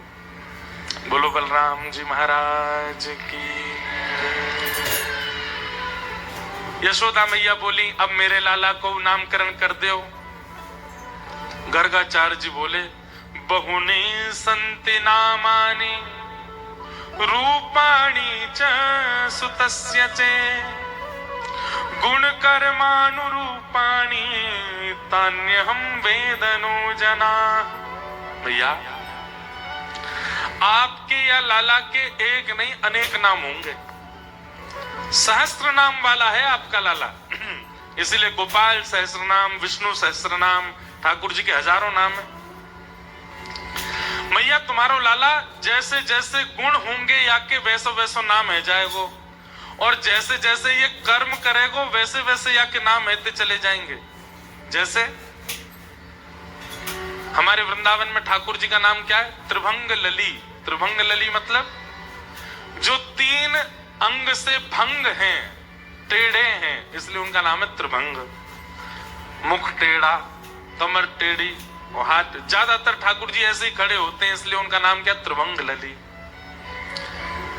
पीछे आपके खड़े इनका नाम क्या? राधा रमण। जो श्री किशोरी जी के चित्त में सदा रमण करते रहते हैं, उनका नाम राधा रमण। राधा वल्लभ, जो श्री किशोरी जी के वल्लभ हैं, वल्लभ यानी कि प्रेष्ठ हैं, प्रेष्ठ यानी कि प्रियतम हैं, वो राधा वल्लभ। दामोदर, दामोदर मतलब दाम कहते हैं रस्सी को, बंधन को, और उदर कहते हैं पेट को। जो सारे बंधनों को अपने पेट में समेट लेते हैं, उनका नाम है दामोदर। जब यशोदा मैया उखल से बांध रही, ठाकुर जी रस्सी सब लपेटते चले गए भीतर, बड़ी बड़ी रस्सियां भी छोटी पड़ गई, इसलिए ठाकुर जी को नाम का पड़ गो दामोदर। अब ये तो एक प्रकाशित लीला है कि रस्सियां छोटी पड़ रही, पर इसका आध्यात्मिक अर्थ क्या है कि जिनके सामने आते ही अपने दर्शनार्थियों के, अपने वैष्णवों के जितने बंधन हैं, उन बंधनों को जो उदर में ले लेते हैं, उनका नाम क्या है? दामोदर। दामोदर। ठाकुर जी का नाम क्या? मधुसूदन। मधु किसका नाम? मधुसूदन। जो मधु यानी कि मधुरता के भंडार हैं, वो मधुसूदन। ठाकुर जी का नाम क्या? मुरारी। जो मुर नामक दैत्य को मारते हैं, मुरारी। ठाकुर जी का नाम क्या? मदन मोहन। मदन मोहन मतलब मदन कहते हैं कामदेव को, और कामदेव को भी जो अपने रूप पर मोहित कर लेते हैं, वो मदन मोहन। तो मैया आपके या लाला को एक नाम ना है, जैसे जैसे गुण, जैसे जैसे कर्म, वैसे वैसे आगे तो अनेक नाम रहते चले जाएंगे। मैया बोली ऐसा मत करो बाबा, एक नाम बताए दो, जाते मैं अपने लाला को पुकारो करूं। कछु तो बोलूंगी, अब 1000 नाम कैसे बोलूंगी लाला के? तब गर्गाचार्य जी बोले रुको, मुझे थोड़ा सोचने दो। गर्गाचार्य जी महाराज ने थोड़ा ध्यान करके ठाकुर जी के ललाट की ओर देखा, रेखा पढ़ने लगे माथे की। अच्छा, गर्गाचार्य जी कौन है? ज्योतिष के प्रणेता। जिस ज्योतिष को आज पूरा विश्व पूजता है, उसके प्रणेता श्री गर्गाचार्य जी। गर्गाचार्य जी ने जैसे ही ठाकुर जी के माथे की ओर देखा, गर्गाचार्य जी के नेत्र खुले रह गए, मुख खुला रह गया, सांस रुक गई, धड़कनें रुक गई, स्तब्ध, वो तो शव की भांति हो गए। यशोदा मैया रोहिणी मैया से बोली, मोह तो लगे बाबा पधार को दिखे, ऐसा लग रहा यहीं आके प्राण निकल गए। यशोदा मैया ने हाथ पकड़ के बाबा पधार गए। तब गर्गाचार्य जी का ध्यान, तो नेत्रों से आंसू गिरने लगे, हाथ पांव कंपायमान होने लगे। क्यों? उनको पता चल गया ये कोई सामान्य बालक नहीं, तो साक्षात परमेश्वर परमात्मा जगत नियंता जगदाधार मेरे सामने मैया की गोद में बैठे हैं। बोले मैया मैया तुम्हारो लाला सामान्य नहीं है, तुम्हारो लाला एरो गैरो बालक नहीं है। मैया बोली कौन है जी? गर्गाचार्य जी बोले ये तो साक्षात।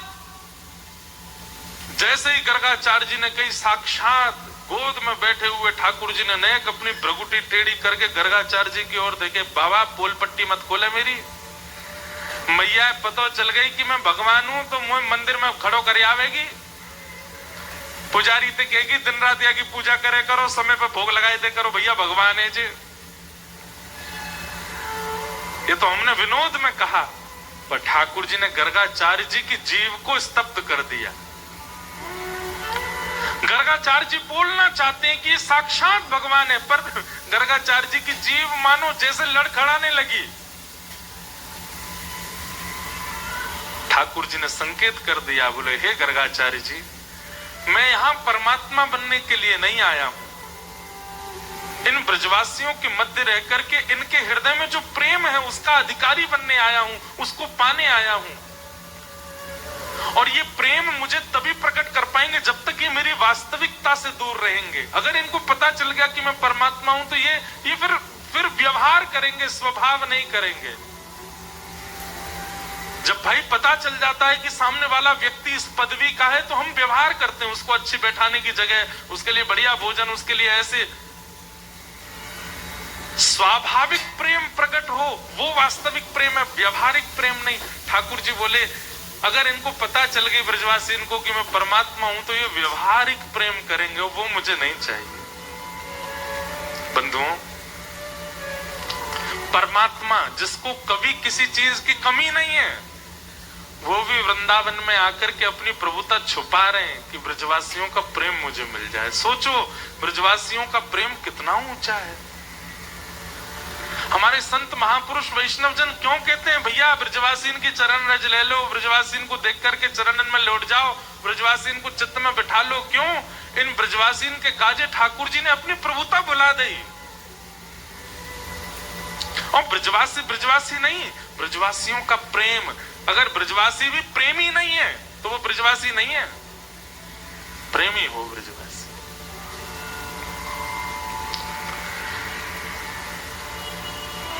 गर्गाचार्य जी महाराज को ठाकुर जी ने तुरंत समझाया, बोलो मत बताना मैया को कि मैं परमात्मा हूं।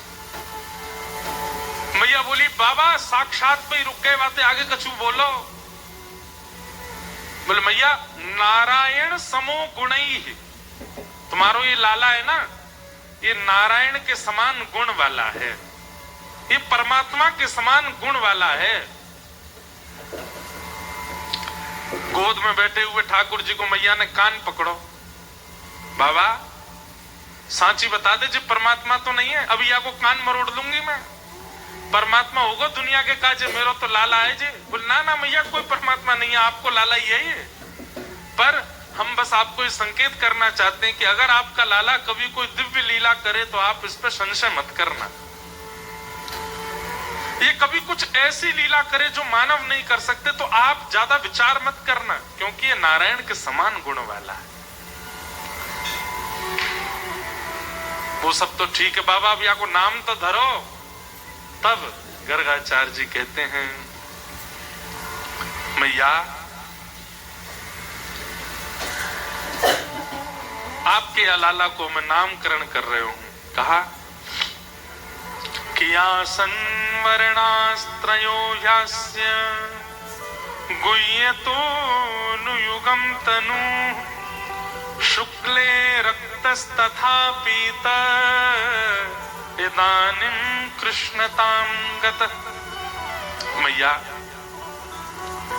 आपकी आज्ञा हो तो आपके लाला के वर्ण के अनुसार या को नाम करूं।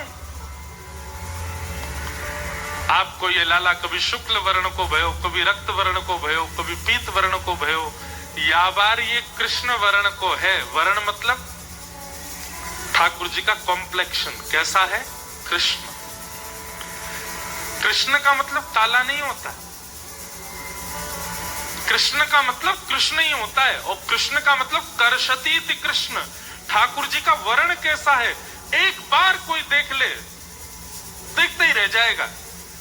आप कहो उसके पास आंख ना हो तो सुन ले तो उनका हो जाएगा। आप कहो कान भी ना हो बहरा हो तो सूंघ ले तो उनका हो जाएगा। आप कहो नाक पर मंस हो तो, कई लोगों की नाक पर मंस होती है उनको सुगंधी नहीं आती, तो बोले जिह्वा पे उनका अमृत ले ले तो उनका हो जाएगा।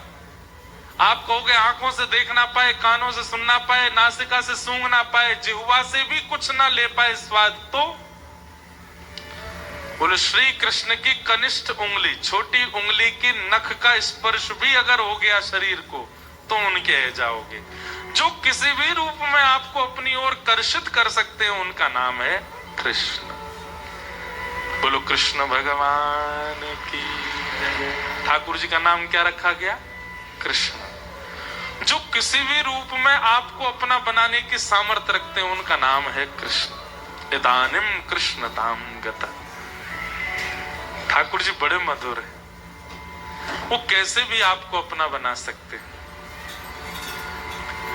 और काउदिना ठाकुर जी ने अगर आपको अपना बना लियो तो फिर एक बात याद रखियो, ये बहुत लोगों के मन में आता हमको कथा सुननी, हमको वृंदावन चाहिए, हमको यो चाहिए। अगर वृंदावन मिल गए हो ना और नेक ढंगते मिल गए हो तो फिर कुछ और रह नहीं पाएगो जीवन में, सब छूट जाएगो, सब निकल जाएगो।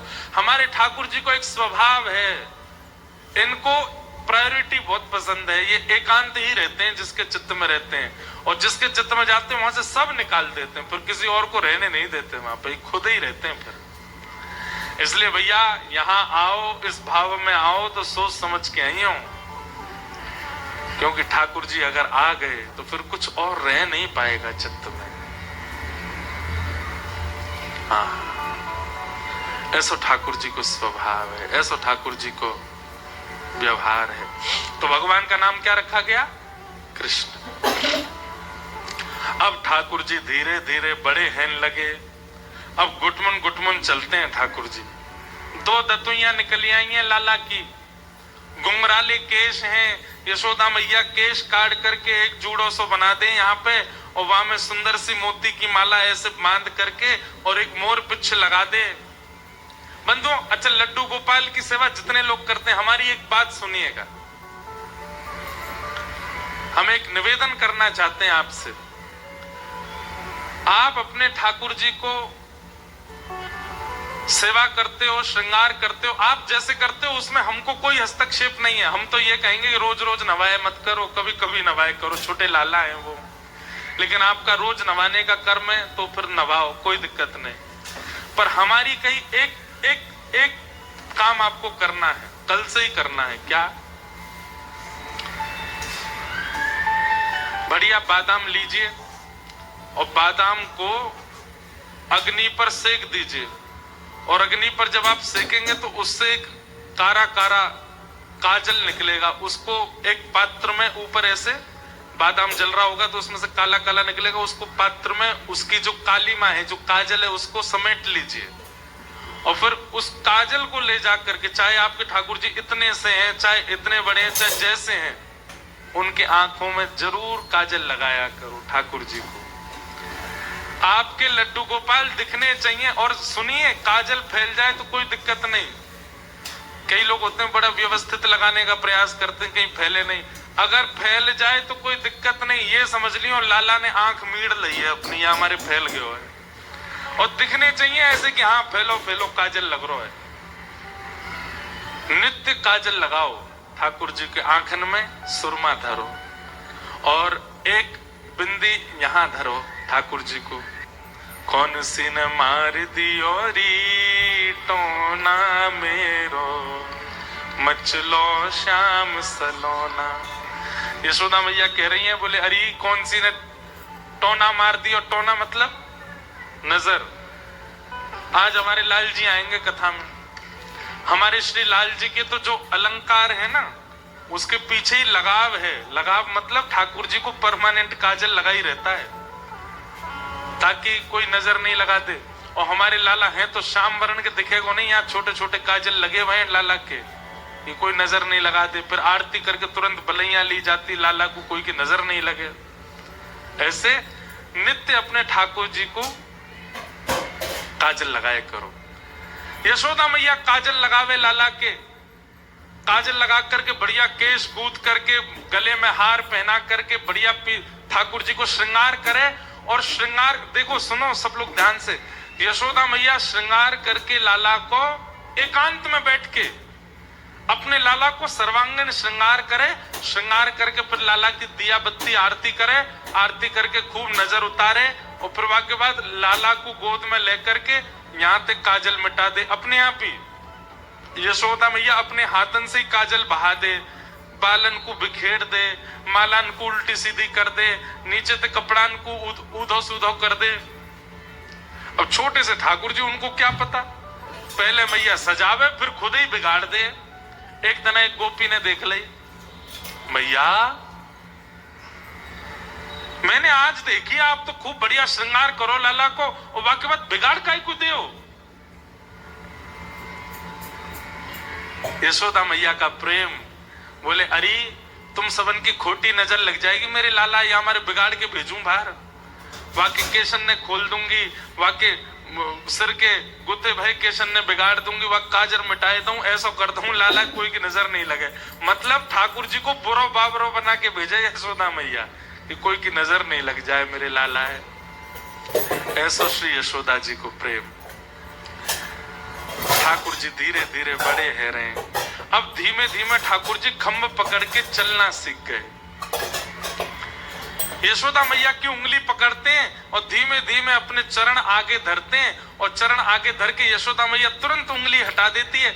लाल जी के हाथ ऊपर रह जाते हैं, घबरा जाते हैं ठाकुर जी कहीं मैं गिर ना जाऊं। लेकिन यशोदा मैया ऐसे धीरे धीरे चलना सिखा रही है लाला है। अब ठाकुर जी चलन लगे, अब बिना सहारे के ठाकुर जी चलने लग जाते हैं। अब तो धीमे धीमे ने तीव्र गति से दौड़न लगे। यशोदा मैया ने छोटे छोटे नूपुर बनवाए और लाला के चरणन में बांध दिए। अब ठाकुर जी जब चलते हैं तो छुम छुम छुम छुम आवाज होती है और यशोदा मैया वह आवाज से ही पहचान जाए लाला कहां डोल रहे हो मेरो। बड़ी वात्सल्य कथा है यशोदा मैया की। ठाकुर जी चलना सीख गए। एक दिन यशोदा मैया लाला लेकर के गई और नंद भवन की दहली समझते हैं? दहली जानते हैं?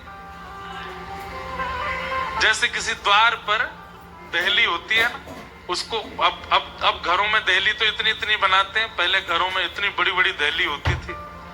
उसको लांग करके अंदर जाओ, लांग के बाहर आओ। आज भी पुराने घरों में तो यहाँ पे भी दिखते हैं, चौखट होती है, दहली होती है। तो नंद भवन की इतनी बड़ी दहली, यशोदा मैया लाला को पकड़ के लेके गई। अब दहली लंगवानो सिखा रही है लाला है। अब यशोदा मैया ने एक पांव आगे किया और लांग करके पल्ली तरफ चली गई। वहां जाके लाला आजा, मेरे पास आजा। ठाकुर जी ने अपने होठ भींचे ऐसे और नेक्स्ट से लाला अपने हाथन थे वह दहली पकड़ करके और एक पांव ऊपर डाल करके चढ़ गए। अब छोटा सा बालक कैसे दहली लांगे को। अब पांव लटका करके जैसे ठाकुर जी ऊपर चढ़े, पल्ली तरफ जैसे ही ठाकुर जी खिसक के उतरने लगे तो नीचे देखी बड़ी गहरी, बहुत नीची है। ठाकुर जी यशोदा मैया को देखने लगे। मैया बोली कहा गए हो लाला, आजा नीचे उतर जा। अब ठाकुर जी धीमे धीमे धीमे धीमे जैसे नीचे उतरने लगे, सोई ठाकुर जी लटक गए लेकिन पांव नीचे नहीं आए, तो दहली पे लटके रह गए। अब दहली पे लटके लटके लाल जी तो जोर जोर से रोने लगे, क्योंकि ठाकुर जी को लगी अब मैं गिर जाऊंगा।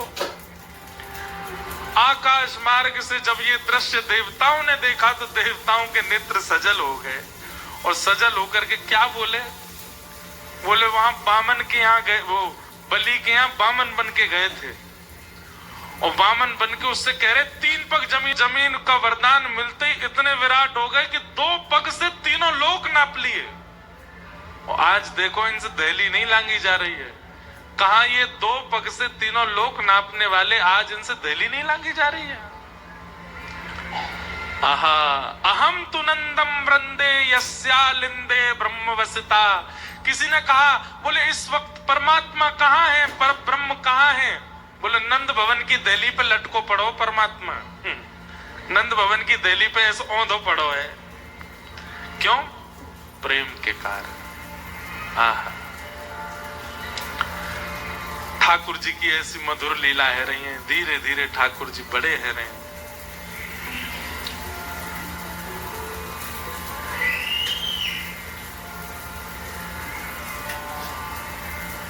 रहने धीरी चंद्र स्वरूपी आ गए मात यशोदा और सखियन को भागे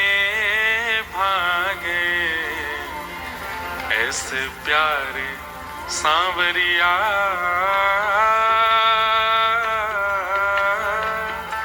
छवि दिखलाते आए मेरे घर आए लाला मेरे घर आए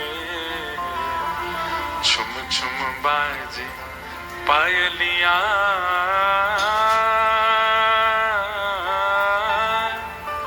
छवि दिखलावे कान्हा मेरे घर आए लाला मेरे घर आए छुम छुम बाजे पायलिया। ठाकुर जी की ऐसी लीला। हमने एक बार किसी कथा में घोषणा की कि अपने ठाकुर जी को पायल जरूर पहनाया करो। का पतो आपकी भक्ति से प्रसन्न है कि काउदना आपको छुम छुम करते लाल जी की ध्वनि सुनाई दे जा, और सुनाई देगी। अगर आपकी प्रेम लक्षणा भक्ति में सामर्थ्य होगी तो काउदना आपके लड्डू गोपाल जी की छुम छुम पायल बजेगी। लड्डू गोपाल जी को रूप देखो, वो कैसा घुटमुन स्वरूप ही है। इसका मतलब क्या, वो चलने को बिल्कुल तैयार बैठे हैं, अब बस प्रतीक्षा कर रहे हैं आपकी सेवा की, आपके प्रेम की, आपकी भक्ति की। काउदना वो प्रसन्न है करके चल जाएंगे और आपको अनुभव है जाएगा कि ठाकुर जी चले। इसलिए ठाकुर जी को पायल जरूर पहनाए करो चरणन में।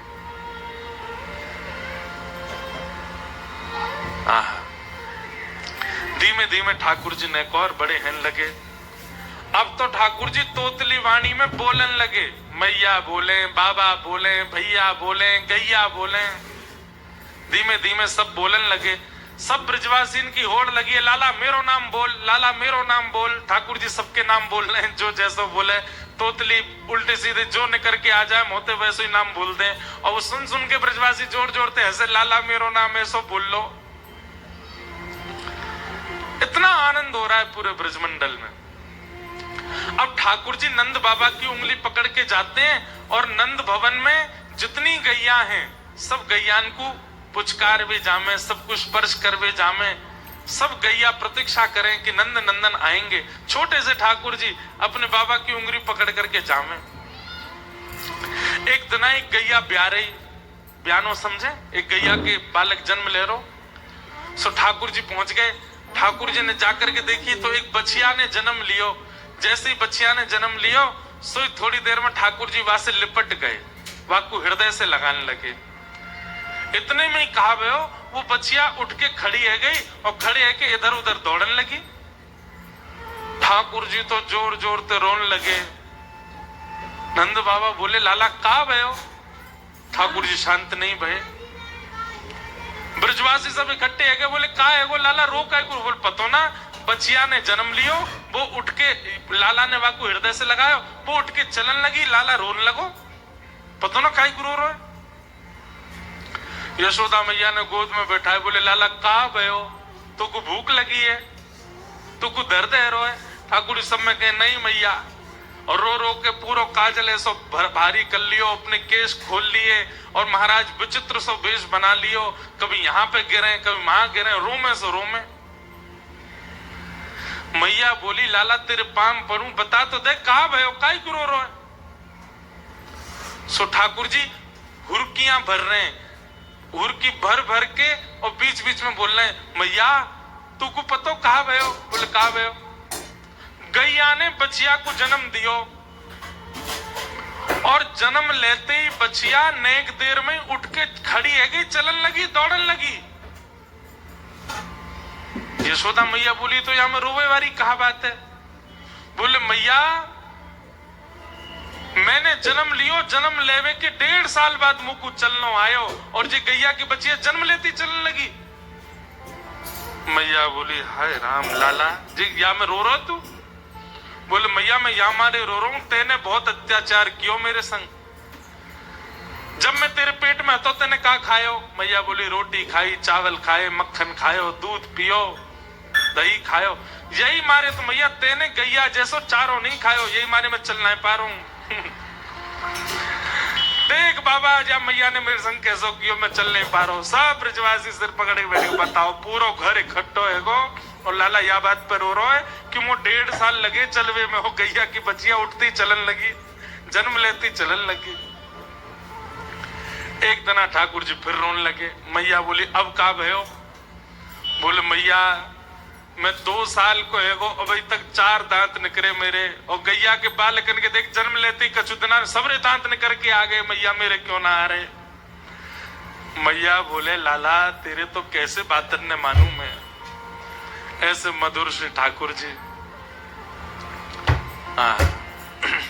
अरे ऐसो हाँ ऐसो हो ऐसो चटक मटक सो ठाकुर, तीनों लोकन हूँ मैं ना। ऐसो चटक मटक सो ठाकुर, तीनों लोकन हूँ मैं। ओ ऐसो चटक मटक सो ठाकुर, तीनों लोकन हूँ मैं ना। ऐसो चटक मटक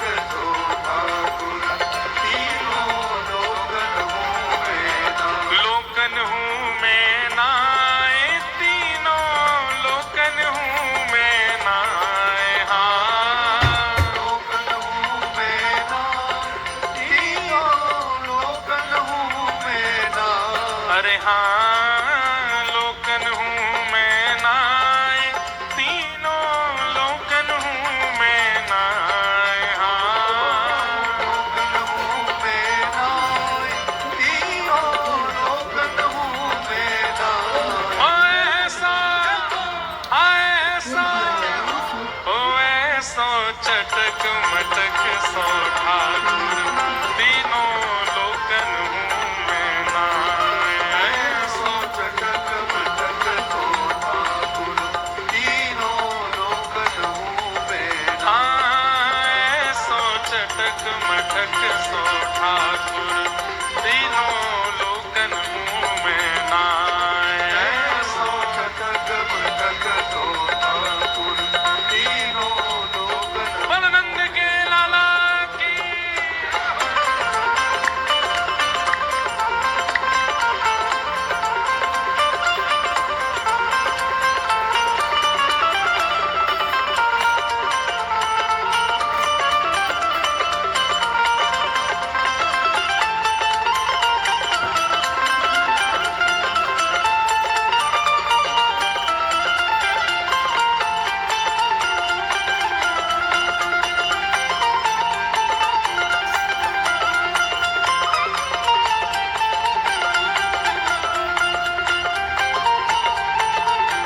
कैसे हैं? तीन ठोर ते टेढ़ो दिखे, तीन ठोर ते टेढ़ो दिखे, तीन ठोर ते टेढ़ो दिखे, तीन ठोर ते टेढ़ो दिखे। नटकी सी चलगत यह सीखे, नटकी सी यह और टेढ़े नैन चलावे तीखे, टेढ़े नैन चलावे तीखे। सब देवन को देव, हाँ सब देवन को देव, तो ये ब्रज में घेरे गाय, हाँ सब देवन को देव, तो ये ब्रज में घेरेगा। अरे हाँ सब देवन को देव, तू ये ब्रज में चरावे गाय, हाँ सब देवन को देव, तो ये ब्रज में चरावेगा। ओ ऐसा, ऐसा, ओ ऐसो चटक मटक सो ठाकुर, तीनों लोकन हूँ मैं नाय। ऐसो चटक मटक सो ठाकुर, तीनों लोकन हूँ मैं नाय। ऐसो चटक मटक सो ठाकुर, तीनों लोकन हूँ मैं नाय। ऐसो चटक मटक सो ठाकुर, तीनों लोकन हूँ मैं नाय।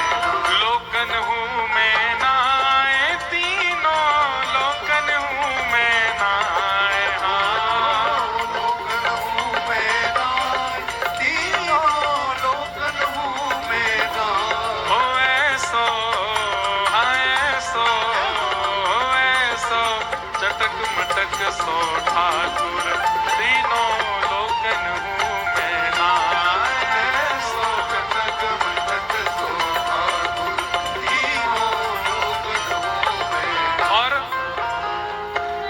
बड़े बड़े असुरन को मारो, बड़े बड़े असुरन को मारो, नाग कालिया पकड़ पछाड़ो, नाग कालिया पकड़ पछाड़ो।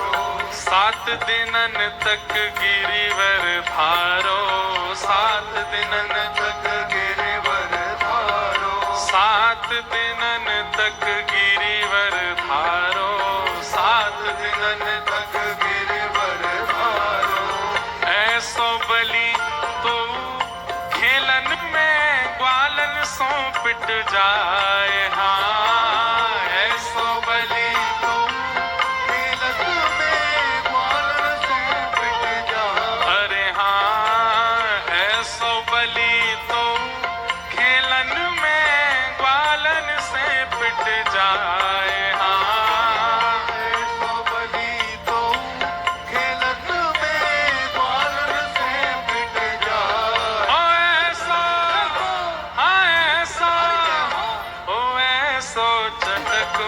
मटक सो ठाकुर तीनों लोकन में नाय सो